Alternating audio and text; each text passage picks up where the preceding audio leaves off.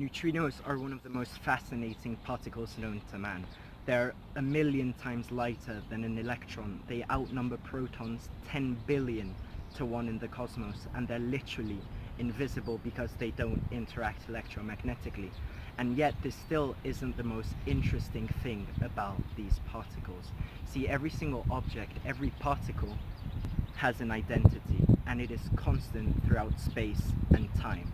This tennis ball is a tennis ball, whether it's in my hand, whether it's in Mexico City, or whether it's on the other side of the universe. It doesn't change. Neutrinos are different. Neutrinos can take 3 different identities, and they keep changing, passing from one to the other. There is no constants in their identity. To understand this, we have to go back to 1924, when de Broglie proved that a particle also behaves as a wave, and that everything that has mass can be, well, assimilated to a matter wave. Now, one neutrino is composed of 3 individual traveling neutrinos, which each have different masses and different matter waves. Now, these 3 traveling neutrinos are squashed together to give one particle, the neutrino. This is known as quantum superposition.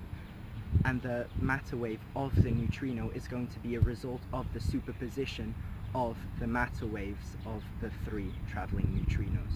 There are 3 different types of neutrinos: the electronic neutrino, the muonic neutrino, and the tau neutrino. Now, what's interesting to note here is that the traveling neutrinos each have different masses.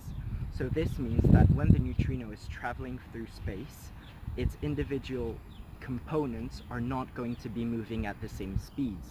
So even though it's one particle, the different matter waves that were superposed and were in unison are not going to be synchronized. So they're going to oscillate. If they start from an initial position, which is the electronic neutrinos, the matter waves are going to change. They're going to slide from one each other until they give a different combination, which is going to be the muonic neutrino, for example. An easy analogy for this is going to be, let's imagine that the electronic neutrino's matter wave is the number 8, that the muonic neutrino's matter wave is the number 13, and that the tau neutrino's matter wave is 31. Let's say that the 2 traveling neutrinos' matter waves are 1 and 3. When we first observe the neutrino, we can see the electronic neutrino's matter wave.